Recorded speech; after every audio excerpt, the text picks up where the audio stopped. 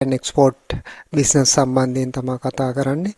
එතකොට මෙහිදී අපි අතිශයින්ම වැදගත් කොට සලකන්නේ මෂරූම් එක්ස්පෝර්ට් බිස්නස් එකක් සම්බන්ධයෙන්. එතකොට මෙහිදී අපි කතා කරන්නේ බිම්මල් අපනයනය කිරීමේ ක්‍රියාපටිපාටිය සම්බන්ධයෙන්. එතකොට අද මොඩියුල් එක තුල අපි බලාපොරොත්තු වෙනවා හිතවතුනි බිම්මල් වගාව සම්බන්ධයෙන් අපනයනයේදී වැදගත් වන්නා වූ ප්‍රධාන කොටස් කිහිපයක් සම්බන්ධයෙන් කතා කරන්න. එතකොට පළවෙනියටම අපි බලාපොරොත්තු වෙනවා වර්ල්ඩ් එක්ස්පෝර්ට් මාකට් එකේ හා ඉම්පෝර්ට් මාකට් එකේ මෂරූම් සම්බන්ධයෙන් මොන වොලියුම්ස්ද එක්ස්පෝර්ට් වෙලා තියෙන්නේ ඉම්පෝර්ට් වෙලා තියෙන්නේ මොන වොලියුම්ස්ද කොයි රටවල් වලින් එක්ස්පෝර්ට් කරාද කොයි රටවල් වලට ඒවා ඉම්පෝර්ට් වුණාද ඒ සම්බන්ධයෙන් පොඩි හැදෑරීමක් මූලිකව බලාපොරොත්තු වෙනවා. ඊළඟට අපි බලාපොරොත්තු වෙනවා බිම්මල් වගාවේ තිබෙන්නා වූ නිෂ්පාදනයන් සම්බන්ධයෙන් තිබෙන්නා වූ HS කෝඩ් අන්තර්ජාතික මට්ටමේ ගනුදෙනුවලදී නාමයෙන් නෙවෙයි හඳුන්වන්නේ HS කෝඩ් එකක් යනවා.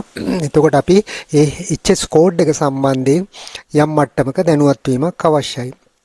ඊගාවට අපි බලාපොරොත්තු වෙනවා අපනයන සහ ආනයන ව්‍යාපාර තුල තිබෙන්නා වූ ඉන්කොටර්ම්ස් සම්බන්ධයෙන් දැනුවත් කරන්න. ඊට පස්සේ අපි බලාපොරොත්තු වෙනවා බිම්මල් අපනයනය කරන්න ඉන්න ව්‍යවසායකයෝ හෝ ආයතනයකට ඒ සම්බන්ධයෙන් රිසර්ච් එකක් අවශ්‍යයි. අපි කොහෙටද මේවා අපනයනය කරන්නේ කොයි ප්‍රමාණවලින්ද ලෝකේ අපනයනය වෙන්නේ කොයි රටවල් වලද මේ ක්‍රමය සිද්ධ වෙන්නේ අපි බය කෙනෙක් හොයාගන්නේ කොහොමද කියන එක සම්බන්ධයෙන් තමයි මේ රිසර්ච් එක කරන්නේ. එතකොට ඒ සම්බන්ධයෙන් අදාළ තොරතුරු අපි අපනයනයේ බිම්මල් අපනයනයේ සම්බන්ධයෙන් ලෝකයේ තිබෙනා වූ තොරතුරු එක් රැස් කරගෙන ඒවා විශ්ලේෂණය කරනවා. ඊට පස්සේ අපි බලනවා ග්ලෝබල් මෂරූම් මාකට් එක තුල ඉන්න බයර්ස්ලා සොයාගන්න අපි මොනවද කරන්න ඕනි කියන එක.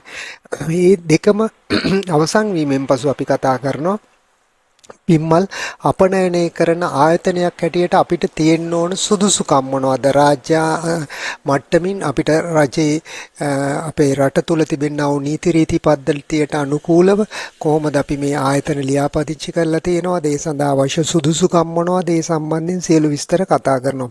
ඊළඟට අපි බලාපොරොත්තු වෙනවා සර්ටිෆිකේෂන්ස් මේ බිම්මල් වගාව අපනයනය කිරීමේදී අතිශය වැදගත් වන්නා වූ කොටසක් තමයි සහතික. එතකොට මෙහිදී බය විසින් ඉල්ලන සහතික සහ ඊට අමතරව බයගේ රේගුව ඔහුගේ නිෂ්කාශන සඳහා ඔහුගේ රට තුළට මෙම ද්‍රව්‍ය පැමිණීමේදී එය නිෂ්කාශනය කර ගැනීම සඳහා එම රේගුවෙන් අවශ්‍ය වන්නා වූ තියෙනවා සහතික සහ යම් ක්‍රමවේදයක්. ඉතින් ඒ සම්බන්ධයෙන් අපි කතා කරන්න බලාපොරොත්තු වෙනවා සහතික සම්බන්ධයෙන් කොටසකින්. ඊට පසු අවසාන වශයෙන් අපි බලාපොරොත්තු වෙනවා මේ එක්ස්පෝර්ට් බිස්නස් එක හෙවත් අපනයනයේ ක්‍රියාවලියේ සම්පූර්ණ ප්‍රොසෙස් එක සරලව අපි කොටස් වශයෙන් කතා කරන්න බලාපොරොත්තු වෙනවා. ඉතින් මෙන්න මේ කොටස් ටික තමයි අද මෙම අවසාන මොඩියුල් එක හෙවත් අපගේ පාඩම් මාලාවේ 12 වෙනි මොඩියුල් එක වන බිම්මල්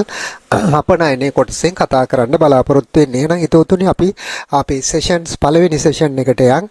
එතකොට අපි එහිදී කතා කරන්න බලාපොරොත්තු වෙනවා ලෝක වෙළඳපොලේ බිම්මල් වගාවේ තිබෙනා වූ තත්ත්වයන් සම්බන්ධයෙන්. එතකොට මේ ඔයගොල්ලෝ දකිනවා ලෝකේ ඉන්න බයර්ස්ලා කොච්චරක් ඉන්නවද? ෂිප්මන්ට් කොච්චරක් වුණාද?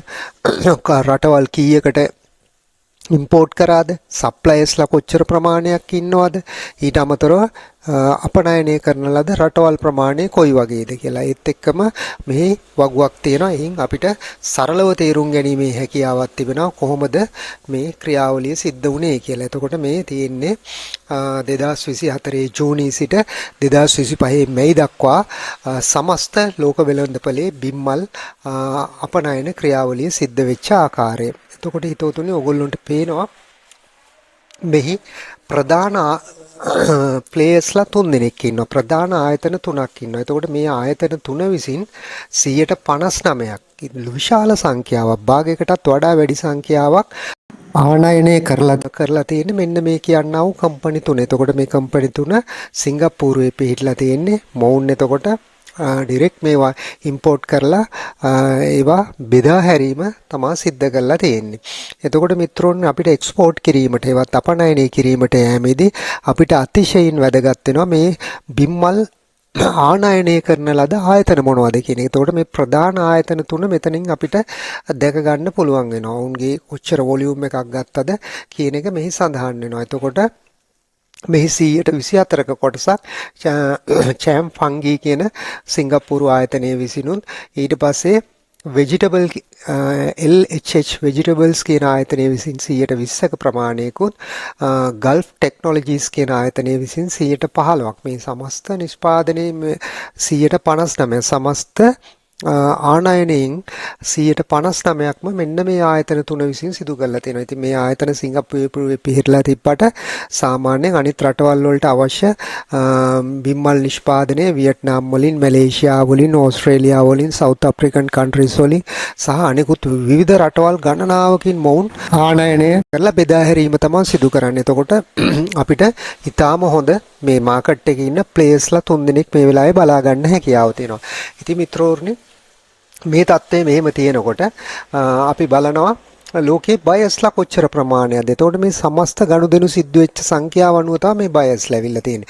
7767ක් විතර. එතකොට මේ අතරින් මේ සුළු පරිමාණයෙන් වෙච්ච ෂිප්මන්ට්ස් පවා මේ තුල අඩංගු වෙන නිසා තමයි මෙච්චර විශාල සංඛ්‍යාවක් පෙන්වන්නේ. එතකොට සාපේක්ෂව ගත්තාම බිම්මල් සම්බන්ධයෙන් සෑහෙන කාලයක් තිස්සේ අපනයනය කරන ආයතන 1500ක් විතර තියෙනවා. ඉතින් ඕගොල්ලන්ට පේනවා මේ 7767ක් මේ වෙනකොට මේ ෂිප්මන්ට්ස් 3,41,683ක් ෂිප්මන්ට් ඇතුලේ මෙන්න මේ වගේ බයස්ලා 7000ක් ඉන්නවා. ඉතින් මේ අතරින් 1500ක් ප්‍රධාන වශයෙන් ඉන්න කණ්ඩායම. ඊට පස්සේ importing countries. එතකොට මේ import කරලා තියෙන countries 141ක්. එතකොට මේ රටවල් 141කින් මේ ආනයනය කිරීම සිදු කරලා තියෙනවා. එතකොට මේ සප්ලයර්ස්ලා ගත්තොත් මේ කියන්නේ මේම නිෂ්පාදකයෝ ගත්තාම ඒකත් බයර්ස්ලට සමානවම ඉන්නවා. 7707ක් විතර ලෝකයේ රටවල් 95ක සප්ලයර්ස්ලා 7707කින් රටවල් 141ක් සඳහා ෂිප්මන්ට් 3,41,683ක් අරගෙන තියෙනවා හිතවතුනි. ඉතින් එතකොට මේ බයස්ලා මෙන්න මේ සංඛ්‍යාවෙන් තමයි සිද්ධ වෙලා තියෙන්නේ. ඉතින් මේ සංඛ්‍යාවෙනුත් මෙන්න මේ ගේම් එක ප්ලේ කරලා තියෙන ප්‍රධාන ආයතන තුනක් විසින්. මේ ආයතන තුනම සිංගප්පූරුවේ පිහිටලා තියෙන ආයතන තුනක්. එතකොට ඒ ආයතන තුන විසින් 59%ක්ම ඉම්පෝර්ට් වලින් ඒ ආයතන තුන මගින් තමයි සිද්ධ වෙලා තියෙන්නේ. වගුවක් මගින් ඔබට මෙම වර්ෂයන් තුල සමස්ත ආනයනය කෙසේ වුණාද කියන එක සඳහන් වෙලා තියෙනවා. ඉතින් ඒක මේ අවුරුද්දේදී ඊට වඩා වැඩි යගයකින් තියෙනවා chart එකේ. එතකොට මිත්‍රෝනි මෙන්න මේ වගේ තමයි වෙළඳපළ තත්ත්වය. ඉතින් මේ තත්ත්වය අවබෝධයකින් තොරව අපි import දැන් අපි දකිනවා වැඩසටහන් ගොඩක කතා කරනවා බිම්මල් අපනයනය සම්බන්ධව. ඔයගොල්ලෝ YouTube එකට ගියොත් ඔයගොල්ලෝ කතා කරන්නේ මොනවද Incoterms ගැන සහ බිම්මල් වේලලා රට යවන ඇත්තටම ලෝකේ සිද්ධ වෙන ඒවා දත්ත මත පදනම් වෙලා තමයි තොරතුරු ගන්න ඕනේ. මේ තියෙන්නේ යාවත් කාලීන වෙච්ච අලුත්ම දත්ත 2024 ජූනි ඉඳලා 2025 මැයි වෙනකම්. එතකොට ඕගොල්ලොන්ට පැහැදිලිව පේනවා ඊටාම විශාල බයස්ලා සංඛ්‍යාවක් ඉන්නවා, සප්ලයර්ස්ලා සංඛ්‍යාවක් ඉන්නවා. කන්ට්‍රීස් 141කට 95කින් තමයි සප්ලයි එක දෙන්නේ. එතකොට කොච්චර වොලියුම් එකක් යනවද මේවා විශ්ලේෂණය කිරීමෙන් තමයි බිම්මල් වගාවේ කරන්නා වූ අපි වගේ ඉන්න පුද්ගලයෝ හෝ ආයතන වලට යම්කිසි අපනයනය සම්බන්ධයෙන් අවබෝධයක් ලබා ගන්න පුළුවන්. ඉතින් හිතෝතුනි තත්ත්වය ඔහොම තියෙනකොට අපි පොඩ්ඩක් තවත් ඉස්සරහට ගිහිල්ලා බලමු. මේ තියෙන්නේ 2023 වසරේ. එතකොට මේ නවතම දත්ත මේවයි හොයාගන්න නෑ. මේ තියෙන්නේ අපිට ළඟම තියෙන වසර මේ දත්ත ඊටාම පැහැදිලිව ගන්න පුළුවන්. එතකොට මේවා අරන් තියෙන World Integrated Trade Solutions කියන වෙබ්සයිට් එකෙන් 2023 වසරේ fresh and chill mushrooms කියන එක. එතකොට මේකේ HS කෝඩ් එක 0.7.951. හරිද? මේකෙදි ඇත්තටම මේ තියෙන්නේ එක ප්‍රභේදයක් සම්බන්ධයෙන් ඒක fresh and chill mushroom කියන එක. එතකොට එක්සත් ජනපදයේ විසින් මෙන්න මෙච්චර ප්‍රමාණයක්. ඒ කියන්නේ මිලියන 8.7ක් මිලියන 8.7 sorry මිලියන 87ක් right කිලෝ අරගෙන තියෙනවා. හරි. එතකොට ජර්මනිය විසින් මිලියන 85ක ප්‍රමාණයක් කිලෝග්‍රෑම් වලින් කිලෝග්‍රෑම් මිලියන 85ක ප්‍රමාණයක් ආනයනය කරලා තියෙනවා. එතකොට මේ මොනවාද තියෙන්නේ මේ රටවල් අපි අවබෝධ කරගන්න. මේ රටවල් වලට පිට රටවල් වලින් හෝ වෙන සප්ලයර්ස්ලාගෙන් මේ බිම්මල් නැවුම් බිම්මල් හෝ සීත කරන ලද චිල් කරන ලද බිම්මල් ලැබිලා තියෙනවා. එතකොට මෙන්න මේ ප්‍රමාණ වලින් එතකොට ඉහළින්ම ඉන්න රට ගත්තොත් එහෙම එක්සත් රාජධානියේ තමා වැඩිම ප්‍රමාණයක් ඇවිල්ලා තියෙන්නේ මිලියන 98ක්. ඊට පස්සේ ජර්මනිය 85ක්, එක්සත් ජනපදයේ 87ක්, ඉතාලිය 25ක් සහ ප්‍රංශය 46ක්. මීට අමතරව රටවල් ගණනාවක් මේක සිද්ධ කරලා තියෙනවා. ඔයගොල්ලෝ දකින්න ඇති ඉස්සලා report එකේ තියෙනවා 141ක් රටවල් වෙන රටවල් වලින් මෙම බිම්මල් ආනයනය කිරීම සිද්ධ කරනවා. මේ තියෙන ආනයනික දත්ත මේ තියෙන US වෙළඳපොලේ උඩින් පිහිල්ලා තියෙන US වෙළඳපොලේ තියෙන මිල ගණන මේ ප්‍රමාණය අඩු වුණාට ඉතාම හොඳ මිල ගන්නකට. ඉතින් අපි තේරුම් ගන්න ඕන දෙයක් තමයි ලෝකේ ඇමරිකාවෙන් තොරව ගියොත් එහෙම ඇමරිකාව අපි මේ යුද්ධ වාතාවරණය ඇතුලේ අපි ඇමරිකාව කරේ ශ්‍රී ලංකාව හැටියට එච්චර ලොකු පැහැදීමක් නෑ. අපිට තියෙන්නේ වැඩිපුර රුසියාවට බර මානසිකකත් චීනයට බර. ඉතින් එහෙම ගත්තාම අපිට මෙතනදී මේ වෙළඳපළ තත්ත්වය ගත්තාම ලෝකේ හැම රටක්ම අපිට වටිනවා කියන එකයි කියන්න උත්සාහ කරේ. අපිට මේ ව්‍යවසායකයෝ හැටියට මේ රට වඩා වැදගත් මේ රට වඩා වැදගත් කියලා වෙන් කරන්න බෑ. ලෝකයේ මේ තුලිතව මේ ව්‍යාපාර සිද්ධ වෙන්න නම් මේ හැම රටක්ම එක වගේම වැදගත්. චීනය වැදගත්, රුසියාව වැදගත්, ඊශ්‍රායලය වැදගත්, සිංගප්පූරුව වැදගත්, ඒත් එක්කම ඇමරිකා එක්සත් ජනපදයත් වැදගත්. මොකද ලෝක වෙළඳපළ තත්ත්වයන්ගෙන් ඉතා විශාල අපි වගේ රටවල් වලට අපනයනය සිද්ධ කළා විදේශ විනිමය ගන්න පුළුවන් හොඳම මාකට් දෙකක් තමයි ඇමරිකා එක්සත් ජනපදයේ සහ එක්සත් රාජධානිය හෙවත් යුරෝපය කියලා කියන්නේ. ඉතින් බිම්මල් වගාවෙත් ඒක ඒ විදිහටම පොදුයි. ඉතින් අපිට හොඳ වෙළඳපළක් තියෙනවා. එතකොට රුසියාවෙත් අපිට හොඳ වෙළඳපළක් තියෙනවා. තේ සහ අදාළ අපගේ නිෂ්පාදන සඳහා ඉරානයේත් අපිට හොඳ වෙළඳපළ. ඒක නිසා අපිට මේ ලෝකයේ සියලුම රටවල් එකසේ වැදගත්. මොකද අපි ඇවිල්ලා තුන්වෙනි ලෝකේ රටක් තාම දියුණු වෙමින් පවතින සෑහෙන කාලයක් තිස්සේ අපිට අපේ ඩොලර් සංචිත වැඩි කරගන්න අවශ්‍ය නම් අපි මේ හැම රටක් එක්කම සුහදශීලීව කටයුතු කරන්න ඕනේ. එතකොට බිම්මල් වගාවේ ඉහළින්ම අපිට ඉන්නේ ඇමරිකා එක්සත් ජනපදය සහ යුරෝපය, මේ ඉතාලිය, ප්‍රංශය, ජර්මනිය කියන්නේ ඔක්කොම යුරෝප රටවල්. ඉතින් බලපුවාම සමස්තයක් ගත්තාම යුරෝපය තමයි ඉහළින්ම බිම්මල් ආනයනය කරන රටවල්. එතකොට මිත්‍රෝර්ණි මේ කියන්න උත්සාහ කරේ ඉස්සල්ලා අපි රටවල් ටික අඳුන ගන්න ඕනේ. කොච්චර ෂිප්මන්ට්ස් වෙනවද කියලා දැනගන්න ඕනේ. කිලෝ කොච්චර ප්‍රමාණයක් මේ සඳහා භාවිතා වෙනවද? කොයි රටවල් වලින්ද ගන්නෙ? කොයි රටවල් වලටද මේවල් ලැබෙන්නේ කියන එක පිළිබඳව පුළුල් අවබෝධයකින් තමයි අපි මේ අපනයන ව්‍යාපාරයට යන්න ඕනේ. නැතුව සමස්තයක් හැටියට වෙන වෙන අපනයන කරන ක්‍රමවේදයන් පිළිබඳව හැදෑරීමෙන් අපිට පළක් නැහැ. අපිට ඕනේ මේ ට්‍රේඩ් ඩේටා මත පදනම් වෙලා බිම්මල් වගාව සම්බන්ධයෙන් අවබෝධයක්. ඒක නිසා තමයි අපි මේ බිම්මල් වල ආනයනය අපනයනය සම්බන්ධයෙන් ඉස්සලා හොයා බලන්නේ. එතකොට මේ අපි අර ඉස්සලා සඳහන් වෙලා තිබ්බ එකම තමයි මේ තියෙන ආයතන තුන විසින් 159ක් මේ ආනයනය වෙළඳපොලේ තිබෙන 100%ක් කොටස් හැටියට සැලකුවොත් 159ක්ම මේ ආයතන තුنين තමයි කරන්නේ. එහෙනම් මේ සමාගම් ලෝක බිම්මල් ආනයන වෙළඳපොලේ ප්‍රසිද්ධ ආනයනකරුවන් බව අපිට පැහැදිලිව පේන්න තියෙනවා හිතෝතුනි. ඉතින් ඊගාවට අපි බැලුවොත් එහෙම මේ බිම්මල් සම්බන්ධයෙන් අපිට මේ 2023 වාර්තා අනුව ප්‍රමාණයන් දැන් අපි බැලුවා ඉස්සෙල්ලා මෙන්න මේ කෝඩ් එක සම්බන්ධයෙන් තමයි අපි කතා කරේ. HS කෝඩ් එක සම්බන්ධයෙන් තමයි මේගොල්ලෝ බැලුවොත් මේ HS කෝඩ් එක fresh and chill mushroom සම්බන්ධයෙන් විතරයි අපි මේ බැලුවේ. දැන් තියෙනවා මේ සියල්ලම fresh and chill mushrooms. අපි දැන් බලන්න යන්නේ මොනවාද මේ බිම්මල් වගාවේ මොනවද ලෝකේ ප්‍රොඩක්ට් තියෙන්නේ? මොනවද ආනයනේ අලුතෙන් ප්‍රොඩක්ට් එකක් හදුවොත් අපි අලුතෙන් වෙළඳපළක් හදාගන්න යම් කිසි කාලයක් යනවා. අපි ඉස්සෙල්ලා මේ අලුත් ඒවා දාන්න ගලින් වෙළඳපළ තත්ත්වයන් තුල තියෙනා වූ නිෂ්පාදන මොනවද? අපිට ඒ සඳහා වැකියුම් එකක් තියෙනවද කියන එක බලන්න ඕනේ. ඊට පස්සේ තමයි අපි ඊට එහා ගියපු අලුත් නිෂ්පාදන බිම්මල් වලින් කරලා අපිට මාකට් එකක් හදාගන්න යම්කිසි කාල සීමාවක් යන අලුතෙන් මාකට් එකක් ක්‍රියේට් කරන්න ඕනේ. එතකොට අපි තියෙන මාකට් එක බැලුවොත් fresh and chill mushroom. ඒ කියන්නේ නැවුම් බිම්මල් ඒකම තමයි chill කරලා ඒ අදාළ මේ නරක් වීමේ කාල සීමාව දීර්ඝ කර ගන්නවා. මේ fresh mushroom තමයි මේ දෙකම. එතකොට processed and preserved. ඒ කියන්නේ යම්කිසි තත්ත්වයන් තුලින් ඊට ටිකක් ඉස්සරහට අරන් ගිහිල්ලා යම්කිසි මට්ටමක කෑන් කරන ඒවා බොටල් කරන ඒවා අන්න ඒ වගේ තත්ත්වයන් තමයි මේකෙන් අදහස් කරන්නේ. ඊගාවට අපි ඩ්‍රයිඩ් මෂ්රූම් ඒ කියන්නේ පවුඩර් ෆෝම් එකට හරවපේවා හෝ නැත්තම් වියලන ලද විචලිත බිම්මල්. ඊට අමතරව අපි ෆ්‍රෝසන් අපිට අධික සීත තත්ත්වයන් තුලට අරන් ගිහිල්ලා අපි ෆ්‍රෝසන් කරපු අයිටම්ස් තියෙනවා. ඒවා බැටර් කරලා ෆ්‍රෝසන් කරපුවා තියෙනවා. ෆ්‍රෙෂ් ඒවා ෆ්‍රෝසන් කරපු ඒවා තියෙනවා. ඒ විදිහට නොයෙකුත් දේවල් ෆ්‍රෝසන් අයිටම් හැටියට අපි ෂෙල්ෆ් ලයිෆ් එක දියුණු කරලා ප්‍රොසෙබිලිටිස් හදාගෙන මේ ව්‍යාපාරය සිද්ධ කරනවා. එතකොට මෙන්න මේ වගේ ප්‍රධාන කොටස් හතරකින් මෙම බිම්මල් නිෂ්පාදන සිද්ධ වෙනවා. එතකොට අපි බලපුවාම මේ තුන උඩම තියෙන තුන ෆ්‍රෙෂ් එක යම් කිසි කෑන් සහ බොටල්ස් කරන ලද ඒවා විචලිත බිම්මල් ගත්තාම මේ තියෙන වොලියුම් එක. ඒකෙන් ෆ්‍රෙෂ් එක තමයි තා විශාල සංඛ්‍යාවකින් කොච්චර ප්‍රමාණයක්ද මිලියන 685ක ප්‍රමාණයක් තියෙන ෆ්‍රෙෂ් ඇන්ඩ් චිල් මෂ්රූම් තමයි ෂිප්මන්ට් වෙලා තියෙන්නේ. මොන රටවල් වලටද ඒවා වෙලා තියෙන්නේ? පෝලන්ඩ්ස් වල තමයි වැඩිම ප්‍රමාණයක්. චයිනා ඊගාවට ඉන්නවා. ඊගාවට කැනඩා ඉන්නවා.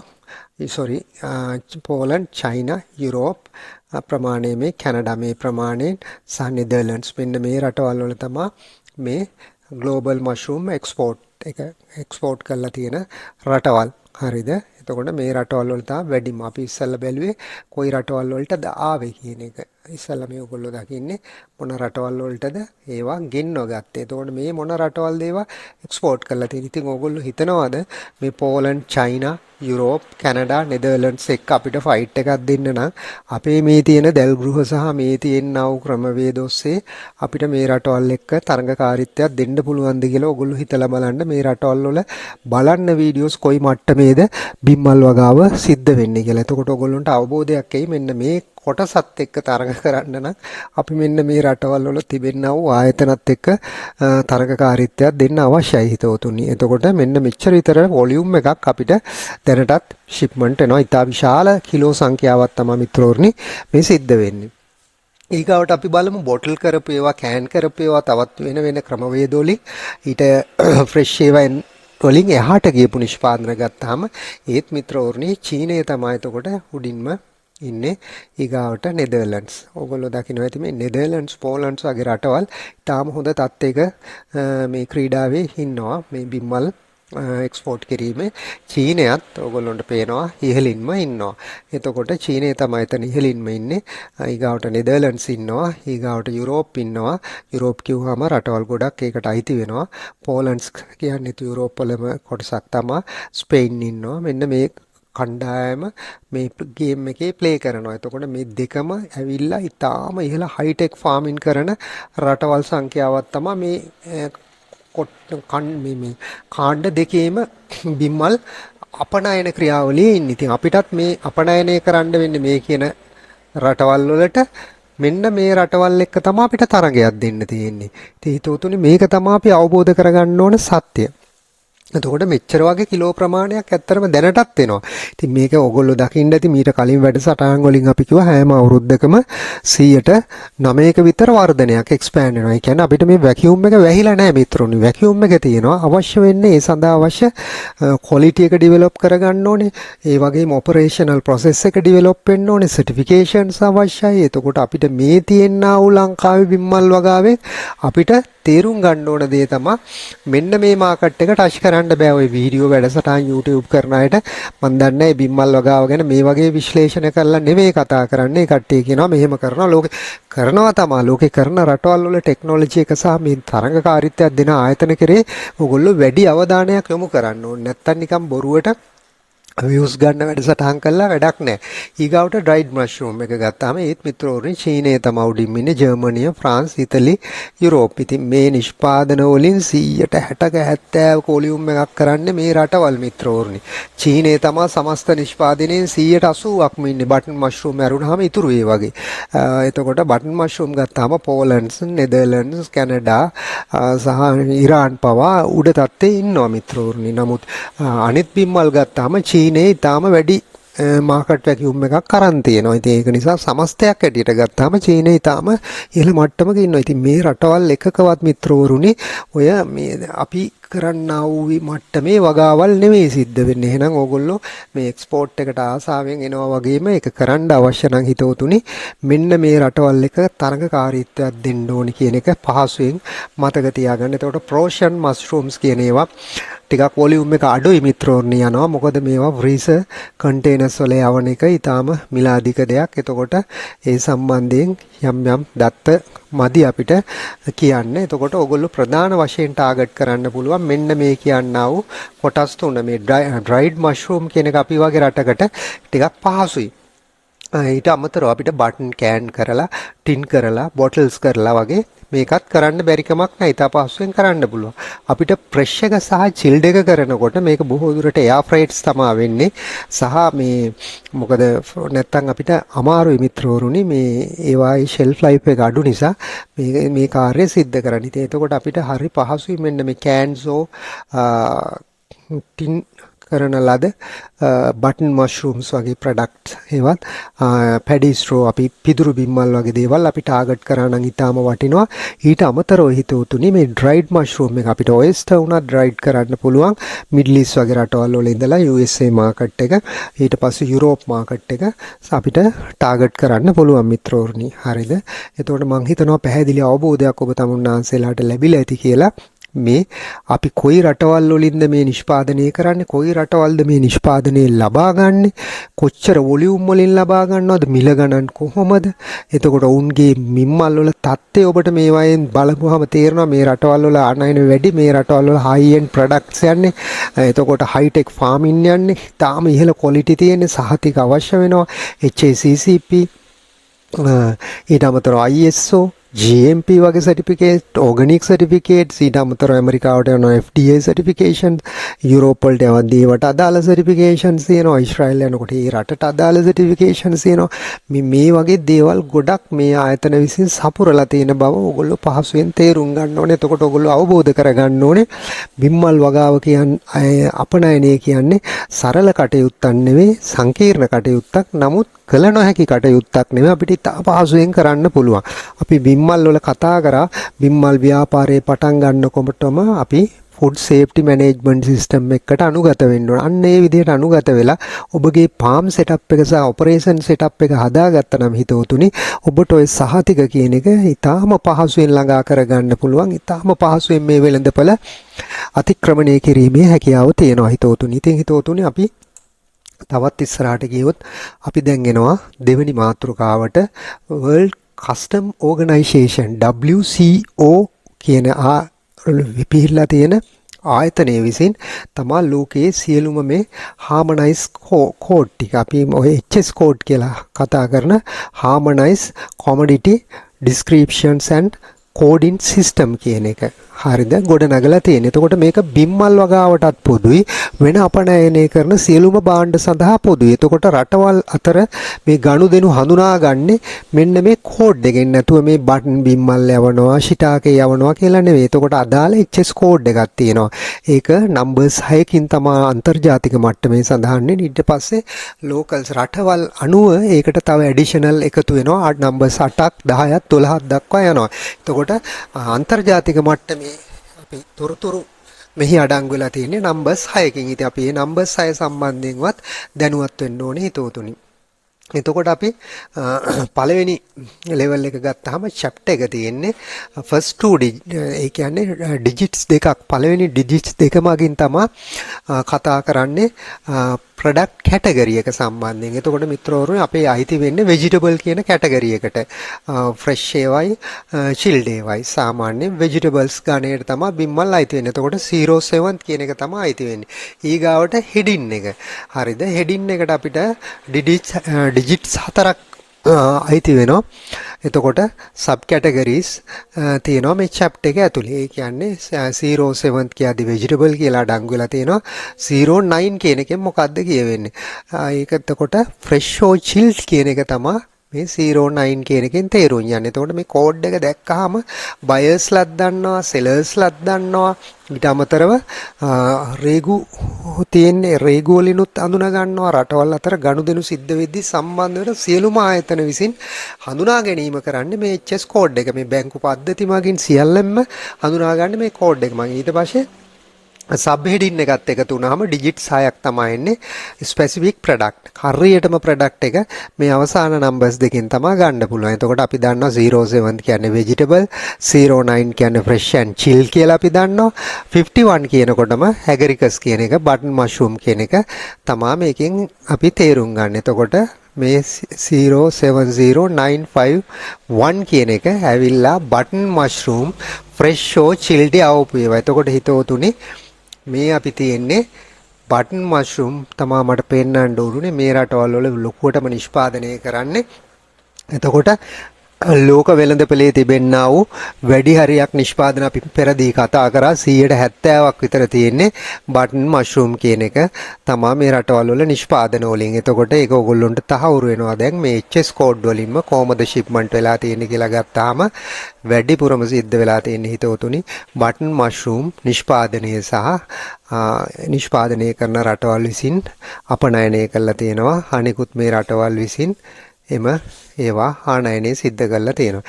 ඉතින් හිතවතුනි ඔය ආකාරයට තමයි අපි harmonize commodity description and coding system එක වැඩ කරන්නේ. එතකොට ඕක බිම්මල් වලට නෙවෙයි සියලුම අපනයන ආනයන සිද්ධ වෙන ඕනෑම භාණ්ඩයක් සම්බන්ධයෙන් මේ HS කෝඩ් එකක් තියෙනවා. HS කෝඩ් එක තමන්ගේ ව්‍යාපාරය අනුව අපි දැනගෙන ඉන්න ඕනේ. එතකොට අපි දැනගන්න ඕනේ අපේ බිම්මල් ව්‍යාපාරයට අදාළ HS කෝඩ් මොනවද කියන එක. ඉතින් හිතවතුනි අපි එහෙනම් බලමු මේ HS code fresh and chill කියනකොට මෙන්න මේ HS කෝඩ් ටික තමයි ප්‍රධාන වශයෙන් මාකට් එකේ ප්ලේ කරන්නේ. එතකොට fresh and chill mushroom of the agaricus කියන ඒ කියන්නේ බටන් බිම්මල් එක තමයි මිත්‍රවරුනි මෙතනින් පෙන්눔 කරන්නේ. ඊට පස්සේ other fresh and chill mushrooms පොදුවේ හඳුන්වනවා මෙන්න මේ 59 කියන නම්බර් එකෙන්. ඊට පස්සේ fresh or chill truffles කියන එක ලෝකයේ වැඩි වශයෙන් සිද්ධ වෙන නිසා ඒකටත් වෙනම කෝඩ් එකක් තියෙනවා මිත්‍රෝනි 52 කියලා හඳුන්වන්නේ truffles බිම්මල් කියන එක. ඊට පස්සේ අපි ගත්තොත් එහෙම drieds හරිද? ඒවා slice වෙන්න පුළුවන්, ක්‍රෂ් වෙන්න පුළුවන්, පවුඩර්ඩ් වෙන්න පුළුවන්. ඕනෑම එකක් අපි ඩ්‍රයිඩ් එකක් හැටියට හඳුන්වනවා. වේලලා පවුඩර් කරලා පෙති කපලා හෝ සම්පූර්ණ මලම වේලලා අදාළ නැහැ. ඒක වේලීමකට ලක් කරලා තියෙනවා නම් ඒක මේ කොටසට අයිති වෙනවා. එතකොට මේ බටන් බිම්මල් කියන එක අපි මෙන්න මේ කියනා වූ පවුඩර් හෝ බ්‍රෝකන් කැබලි හෝ ස්ලයිස් හෝ කට් කරපුවා හෝල් එක රයිට් කරා නම් ඒක අයිති වෙන්නේ ভেජිටබල් යටතේම තමයි. ඊට පස්සේ මේ සබ් කැටගරිස් වලට ගිහිල්ලා 31 කියන එකෙන් තමයි ඇග්‍රිගස්. මෙතන 51 එන්නේ ෆ්‍රෙෂ් එකේ. ඒකෙම ඩ්‍රයි එකට යනකොට ඒක 31 වෙනවා. ඊට පස්සේ උල්ටිය කියන මෂ්රූම් එකත් ලෝකේ ප්‍රසිද්ධ බිම්මල් එකක් මිත්‍රෝරුනි. එතකොට ඕගොල්ලන්ට අපේ Facebook TikTok වැඩ සහ YouTube මත රැඳිලා හිටියොත් ඉස්සරහදී ඒ වගේ වගාවලුත් බලා ගන්න පුළුවන්. ඒක 32 විදිහට හඳුන්වනවා. ජෙලි ෆන්ගී කියලා තියෙනවා. ඒක 33 කියලා හඳුන්වනවා. other dried mushroom කියන එක 39. මෙතන 59 වල තිබ්බ එක මෙතන 39 වෙනවා dry වෙනකොට.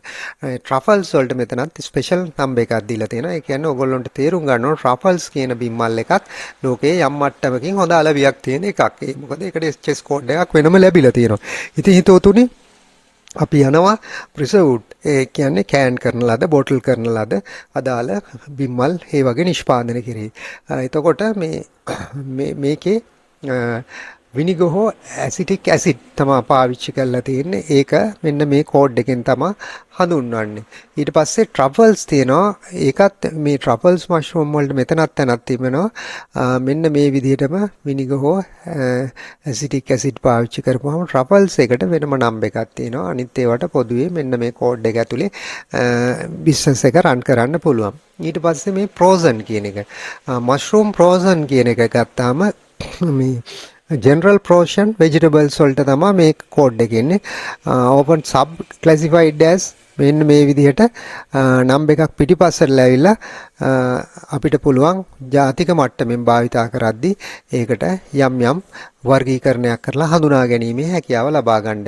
නමුත් පොදුවේ ගත්තාම මෙන්න මේ කෝඩ් එක ඇතුලේ තමයි මෙම frozen item ලෝකයේ තුල ගනුදෙනු වෙන්නේ. ඉතින් මේ විදිහට ඕගොල්ලොන්ට දැන් බිම්මල් වලට අදාළවම HS කෝඩ් තමයි මේ කතා කරලා තියෙන්නේ.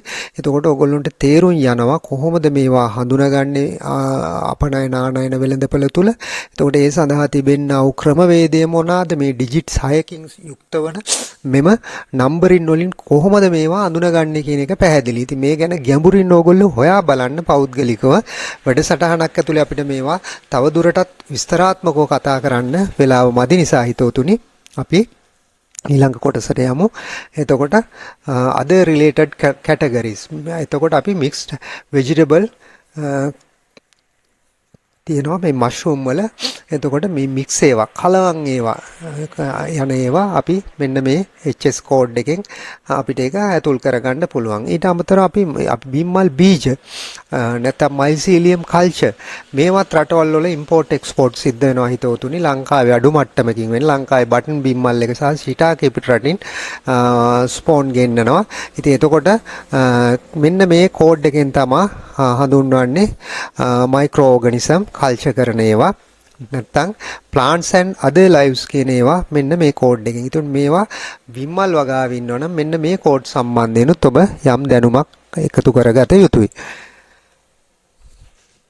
හරි. ඊතෝතුනි දැන් අපි ඔය කතා කරේ බිම්මල් වගාවේ සම්පූර්ණ ආනයන අපනයන වෙළඳපොළ පිළිබඳව අවබෝධයක් ලබා ගත්තා.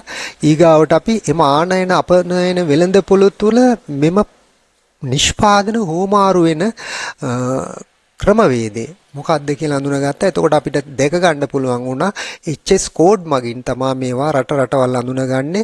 ඊට අමතරව කස්ටම් එක විසින් අඳුනගන්නේ. ඊට අමතරව බැංක් විසින් සහ මේ තිබෙනා වූ සම්පූර්ණ එක්ස්පෝර්ට් ඉම්පෝර්ට් ප්‍රොසෙස් එක තුල සිටින ආයතන විසින් හඳුනගන්නේ සහ නියාමනය කරන්නේ මෙම HS කෝඩ් මගින්. එතකොට අපිත් ඒවට අනුගත වෙන්න ඕනේ. ඒ පිළිබඳව අවබෝධ කරගන්න ඕනේ. ඒක නිසා අපි මේ සම්බන්ධයෙන් කතා කරා හිතෝතුනි. ඉතින් අපි මේ දෙවෙනි සෙෂන් එකට එනවා. මේ දෙකම එකට අපි වැඩසටහන යන්නේ සෙෂන්ස් කඩන්නේ දිගටම අපි අරන් යන දෙවෙනි සෙෂන් එකේදී අපි බලාපොරොත්තු වෙනවා ඉන්කොටර්ම්ස් කියන එක. හරිද? මේක 3 letters වලින් FOB කියලා ඔයගොල්ලෝ අහලා ඇති, CIF කියලා අහලා ඇති, DAP කියලා අහලා ඇති. මේවා point of delivery risk transfer කියන කොටස් දෙකකින් මේ delivery එක සිද්ධ වෙන්නේ කොහොමද, risk එක කොහොමද, කොයි පැත්තටද බයර්ටද සෙලර්ටද යන්නේ කියන එක මත තමයි මේ incoterms හැදිලා තියෙන්නේ. එතකොට මේ loss එකක් හෝ damage එකක් වුණොත් ඒක පාස් වෙන්නේ සෙලර්ටද බයර්ටද කියන එක. cost allocation එක කවුද මේ shipments වලට ඉන්ෂුරන්ස් වලට ගෙවන්න ඕනේ කියන එක මෙන්න මේ FOB ද CIF ද DF කියනකොට අර මේ HS කෝඩ් වගේම තමයි මේකත් නිකන් කෝඩින් සිස්ටම් එකක්. හරි පහසුවෙන් මේක ඇතුලේ ගනුදෙනුව සිද්ධ වෙන්නේ කොහොමද කියලා ඕනෑම මේ සම්බන්ධ ආයතනයකට පහසුවෙන් තේරුම් ගන්න පුළුවන්. එතකොට මේවා ඉස්සෙල්ලාම තීරණය කරලා තමයි ගනුදෙනු පටන් ගන්නෙ. අන්න ඒ වගේ එකට තමයි අපි මිත්‍රවරුනි ඉන්කොටර්ම්ස් කියන එකෙන් හඳුන්වන්නේ. හරිද?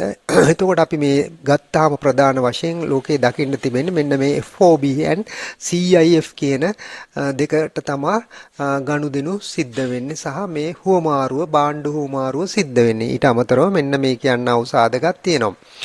EXW කියන එක ඉතා කුඩා ප්‍රමාණයේ small අපි exportersලා තමයි selling to experience buyers ලට යවන ක්‍රමවේදයක්. එතකොට මේ buyers ලා විසින් ගොඩක් දේවල් handle කරගන්නවා.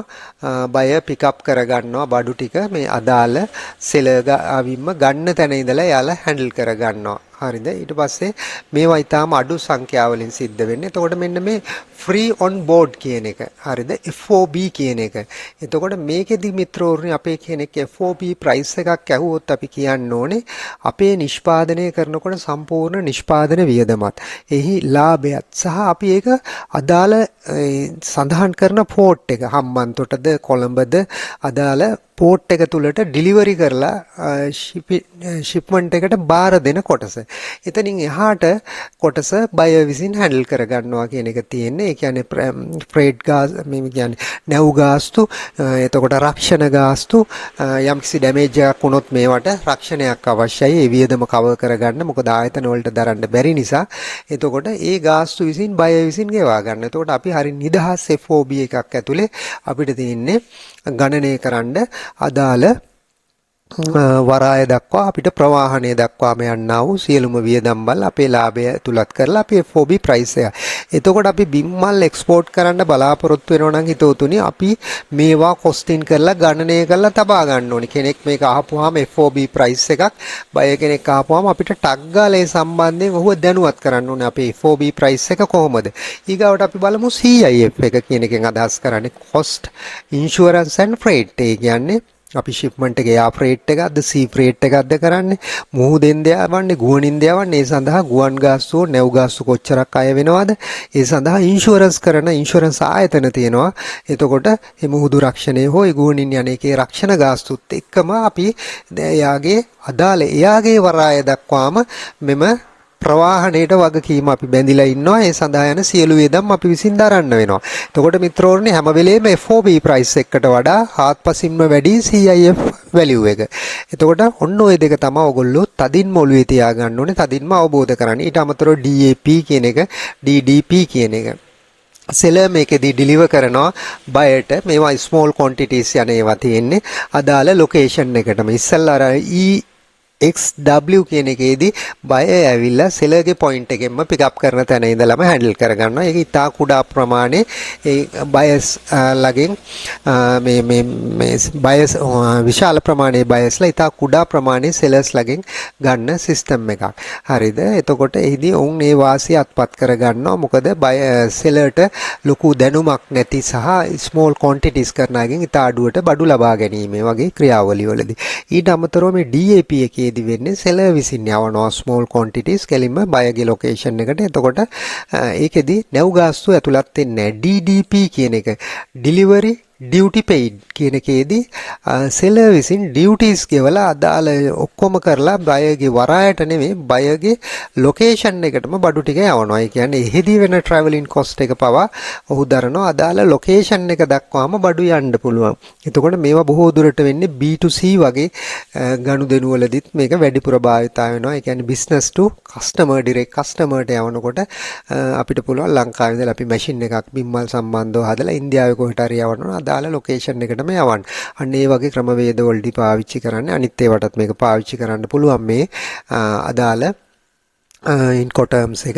හැබැයි ප්‍රධාන වශයෙන් මේ ව්‍යවසායකයන්ගේ දකින්න හම්බෙන්නේ මෙම ඉම්පෝර්ට් ඇන්ඩ් එක්ස්පෝර්ට් වලදී FOB and CIF එක. එතකොට අඩුම තරමින් මේ FOB ප්‍රයිස් එක සහ CIF ප්‍රයිස් එක ඔයාගේ අදාළ නිෂ්පාදන සම්බන්ධයෙන් ඔයා හොඳට අධ්‍යයනය කරලා හොඳ දැනුවත්භාවයකින් up to date ඉන්න ඕනේ. කියන්නේ නැව් ගාස්තු වැඩි වෙනවා, අඩු වෙනවා, ඉන්ෂුරන්ස් ගාස්තු වැඩි වෙනවා. ඒ කියන්නේ අද හදාගෙන අවුරුදු 2-3කට ඒ ප්‍රයිස්ම කියන්න බෑ.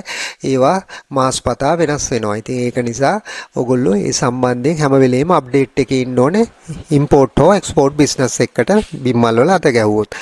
හරි මිත්‍රෝරුනි මම හිතනවා මේ ඉන්කොටර්ම් සම්බන්ධයෙන් ඔබට යම් කිසි දැනුමක් ලැබෙන්න ඇති කියලා. එතකොට මේ තියෙන්නේ ඒවා සිද්ධ වෙන විදිය අපි ෆ්‍රෙෂ් මෂ්රූම් ගත්තොත් CIF කියන එකටම තමයි ගොඩක් වෙලාවට කස්ටමර් ඉල්ලන්නේ DAP හෝ CIF බොහෝ දුරට CIF ඉල්ලනවා. මොකද මේ ෆ්‍රෙෂ් මෂ්රූම් කියන්නේ ලොකු රිස්ක් එකක් තියෙනවා. එතකොට බය විසින් අපි තමයි යවන්න ඕනේ අදාළ පරිස්සමට ඒ බාණ්ඩ අදාළ ලොකේෂන් එක දක්වා ඒ කියන්නේ හාබ් එක දක්වා ඔහුගේ රටේ හාබ් එක දක්වා ඒ ප්‍රවාහනය අපි මැනේජ් කරන එක තමයි ඊටාම හොඳ සහ ඔහු විසිනුත් ඒක අපි තමයි වැඩි බරක් තියන්නේ. හැබැයි ඩ්‍රයිඩ් හෝ ප්‍රොසීඩ් මෂ්රූම් එකක් කියන්නේ ෂෙල්ෆ් ලයිෆ් එක ලොකු කාලයක් තියෙන එකක්. පොඩ්ඩක් ඩැමේජ් වීමේ හැකියාව ඊටාම අවම මට්ටමක තියෙන. අන්න ඒ වගේ වෙලාවට FOB, CFR, CIF කියන ඕනම මෙතඩ් එකක් පාවිච්චි කරනවා. වැඩිපුරම FOB ප්‍රයිස් එක තමයි ඒ වගේ වෙලාවට සිද්ධ වෙන්නේ මිත්‍රෝනි. ඊට අමතරව ස්පවුන්ඩ් හෝ ලයිව් කල්චර් කියන එකේදී පොදුවේ යම් ක්‍රමවේද පාවිච්චි වෙනවා රටවල් වල. ඒක ලංකාව ඇතුලේ අපිට ලොකු වැදගත්කමක් නැහැ. එතකොට මේ ස්පවුන්ඩ් ඇන්ඩ් ලයිව් කල්චර් කියන එක ටිකක් සංකීර්ණ ක්‍රියාවලියක්. බයෝසිකියුරිටි පේපර්වර්ක්ස් පොඩ්ඩක් තියෙන එකක්. එතකොට ඒකේ අප්‍රූවල්ස් ගොඩක් ගන්න තියෙනවා. රටකින් රටකට මේ ලයිව් දේවල් යනකොට ටිකක් ඒක ඇතුලේ රෝග සහ කෘමීන් හුමාරුවීමක් සිද්ධ වෙන්න තියෙන නිසා මේක ටිකක් සංකීර්ණ ක්‍රියාවලියක් කියන එක මතක තියාගන්න ඕනේ. මේ හරි පහසු ක්‍රියාවලියක් තමයි මේ dried and proceed mushroom සම්බන්ධයෙන් ගියපුවාම ටිකක් කරතරන් සංකීර්ණ නෑ හිතවතුනි. ඉතින් ඔය වගේ තත්වයක් තමයි මේ බිම්මල් අපනයනය සහ අනයනය සම්බන්ධයෙන් අපිට කතා කරද්දී ඉන්කොටර්ම් සම්බන්ධයෙන් අපිට කතා කරන්න තියෙන්නේ. ඊළඟට මිත්‍රෝර්ණි අපි යන්න ඕනි ග්ලෝබලි දැන් අපි තේරුම් ගන්නවා මාකට් එක මෙන්න මේ වගේ තත්ත්වයක තියෙන්නේ. හරි පැහැදිලි. එතකොට මේ වගේ HS කෝඩ් වලින් මෙන්න මේ වගේ ඒවා තමයි ලෝකේ හුමාරු සිද්ධ වෙන්නේ. එතකොට අපි ගාව තියෙන්නේ මොන ප්‍රොඩක්ට් එකද? අපි ඒ සඳහා දෙන FOB price එක කොහොමද? CIF Incoterms අනුව අපි pricing හදාගත්තා. දැන් අපි වෙළඳපොලේ ගනුදෙනු සම්බන්ධයෙන් HS කෝඩ් සම්බන්ධයෙන් සියල්ලම දැනුවත්. දැන් අපිට අවශ්‍ය වෙන්නේ හිතවතුනි ලෝක වෙළඳපොලේ ගනුදෙනුකරුවෝ අපි කොහොමද හොයාගන්නේ? හරිද? එතකොට අපි B2B ද යන්නේ B2C ද යන්නේ අපි තාම නිෂ්පාදකයෙක් හැටියට එක්ස්පෝර්ටර් කෙනෙක් හැටියට අපිට තාම පහසු B2B අනේක අදාළ රටේ ලොකේෂන් එකකට මේ බයස්ලා ගොඩක් ගැනුම් කරුවෝ වෙනවට වඩා බල්ක් ගන්න අපි අර ඉස්සෙල්ලා කතා කරපු වගේ කම්පනීස් ඕ සුපර් මාකට් චේන්ස් ඕ අපිට හොයාගන්න පුළුවන් වුණොත් ග්ලෝබලි තියෙන බිම්මල් හැමදෑම ගන්න ඔන්න ඔය වගේ කම්පනීස් නිතරම ගන්න. අන්න ඒ වගේ කෙනෙක් තමයි ඕනේ. ඉඳලා හිටලා ගන්න කෙනෙක් නෙවෙයි. දීර්ඝ කාලීන ගනුදෙනුවක් එක්ස්පෝර්ට් කරනවා කියන්නේ අපි ටික දවසක් මේක කළා අපිට දෙන්න තැනක් නැති වුණොත් ප්‍රශ්නයක්. ඒක නිසා ස්ථාවර බයර්ස්ලා අපි හොයාගන්න ඕනේ. ඒ සඳහා අපිට තියෙන හොඳම දේ තමයි B2B මාකට් ප්ලේස් වල අපි රෙජිස්ටර් වෙලා අපේ නිෂ්පාදන ටික දාලා අපේ තියෙන සර්ටිෆිකේෂන්ස් ඒ වගේ පෙන්නලා අපිට අවධානයක් ලෝකේ ඉන්න බයර්ස්ලාගෙන් ලබා ගැනීම තමයි අපිට පහසුවෙන් කරන්න පුළුවන් දේ. එතකොට හිතවතුනි අපි ව්‍යාපාරයේ පටන් අරගෙන එක්ස්පෝර්ට් යනකොටම අපි අදාළ දේවල් වල රෙජිස්ටර් වෙන්න ඕනේ. නැතුව නිෂ්පාදනය කරලා ඉවර වෙලා නෙමෙයි අදාළ රෙජිස්ටර් වීම වෙන්නේ. එතකොට ඒ process එකක් වෙනවා. අපි බයර්ස්ලා හොයා ගැනීම ආරම්භ කරලා තියෙන්න ඕනි. එතකොට අපිට මේ සඳහා B2B platforms ගත්තාම හිතවතුනි ලෝකයේ තියෙන ඉහළම එකක් තමයි Alibaba කියන එක. එතකොට කෙනෙකුට අහන්න පුළුවන් ඇයි මේ Amazon සහ eBay වගේ සයිට් ඒවා මිත්‍රවරුනි B2C බොහෝ දුරට ගනුදෙනු වෙන්නේ business to direct customer කරේ යන්නේ. නමුත් Alibaba කියන ඒවා සහ AliExpress වගේ sites තවත් මීට වඩා දේවල් තියෙනවා මේ පල්ලෙහා තියෙනවා. එතකොට ඒවා B2B business to business එකේ ඉඳලා තව business එක. එතකොට ඒ රටේ බෙදා හැරීම ඒ ආයතනය විසින් කරගන්නවා. අපි අදාළ business එකට තමයි කේට කරන්න ඕනේ. ඒක තමයි හරි පහසු අපිට කරනවා නම් ලොකු ප්‍රමාණ වලින් එක්ස්පෝර්ට් ලෙවල් එකට යනවා නම් ඒක තමයි එකම ක්‍රමවේදය. එතකොට alibaba.com එක globalsources.com කියන සයිට් එක ඊට පස්සේ trade india කියන එක ඇතුළෙත් අපිට යමක් කරගන්න පුළුවන්. exportersindia.com කියන එක ec21.com කියන එක tradekey කියන .com කියන මෙන්න මේ sites වලට අමතරව තව තියෙනවා go for world කියලා තියෙනවා. ওই වගේ sites ගොඩ සංඛ්‍යාවක් ඕගොල්ලන්ට search කරපුවාම බලන්න පුළුවන් B2B marketplace. මේ වගේ register වෙන්න ඊටාම තමන්ගේ profile එක ඊටාම හොඳින් හදන්න company name එක ඒ වගේ mission visions එක්කම ඒකේ තිබෙනා වූ product catalogs ඒවා සියල්ලම අන්තර්ගත කරලා කෙනෙකුට buyer කෙනෙක් ඊටාම පහසුවෙන් මේක තේරුම් ගන්න සහ මෙහි තිබෙනා වූ process එක තේරුම් ගන්න සහ ඔබගේ තියෙන සහතික සියල්ලම අඩංගු කරලා ඊටාම හොඳින් මේක ප්‍රොෆයිල් ක්‍රියේට් කරගෙන ඒවා නඩත්තු කරගෙන ඒවා වර්ටිෆයි කරගෙන ඉස්සරහට ගියොත් ඕගොල්ලොන්ට ඊටාම පහසුවෙන් බයර්ස්ලා මේ මගින් ලබා ගැනීමේ හැකියාවක් තියෙනවා. ඒත් එක්කම අපිට තව තියෙන තැනුත් අපි ඉස්සරහට කතා කරන ඒවත් මේක ඇතුළෙම කතා කරමු. අපිට පුළුවන් ට්‍රේඩ් ෆෙයාර්ස් තියෙනවා. ලංකාවේ EDB එක මගින් කරන ඒවා තියෙනවා. ඊට පස්සේ අපිට පුළුවන් එක්ස්පෝර්ට් ඇග්‍රිකල්චර් එකෙත් අපි ලියාපදිංචි වෙන්න ඕනේ. EDB එක එක්ස්පෝර්ට් ඩෙවලොප්මන්ට් බෝඩ් එකෙත් ලියාපදිංචි වෙන්න. ඒවා මගින් ට්‍රේඩ් ෆෙයාර්ස් වලට යොමු කරනවා. පිට රටවල් වල තියෙන ඒවා සහ ලංකාවේ BMICH එකේ තියෙන ඒවා. ඒකදී අපේ නිෂ්පාදන ප්‍රදර්ශනය කරලා අපිට බයර්ස්ලා හොයාගන්නත් පුළුවන්. නැත්නම් එහි ඉන්න බයර්ස්ලාත් එනවා. එතකොට ඒ වුන් සම්බන්ධ කරගෙන අපිට අපේ නිෂ්පාදන සම්බන්ධයෙන් කතා කරන්නත් පුළුවන්. එතකොට අපිට අපේ නිෂ්පාදන ලෑස්ති වෙලා තියෙන්න ඕනේ. ඉන්කොටර්ම්ස් අනුව අපි ප්‍රයිසින් කරලා තියෙන්න ඕනේ. ඊට අමතරව අපි සර්ටිෆිකේෂන්ස් තියෙන්න ඕනේ. සහ අපිට අදාළ කැටලොග් සහ ඒ අදාළ ප්‍රොඩක්ට් පිළිබඳව හොඳ නොලෙජ් එකක් අවබෝධයක් ලෝකේ ගනුදෙනු සම්බන්ධයෙන් සියල්ලම තියෙන්න ඕනේ. එතකොට තමයි අපිට බයව කන්වින්ස් කරලා හරි පහසුවෙන් මෙම ගනුදෙනුව ගොඩනගා ගැනීමේ හැකියාව තියෙන. එතකොට අපි දැන් කතා කරේ B2B platform වල රෙජිස්ටර් වීම සම්බන්ධයෙන්.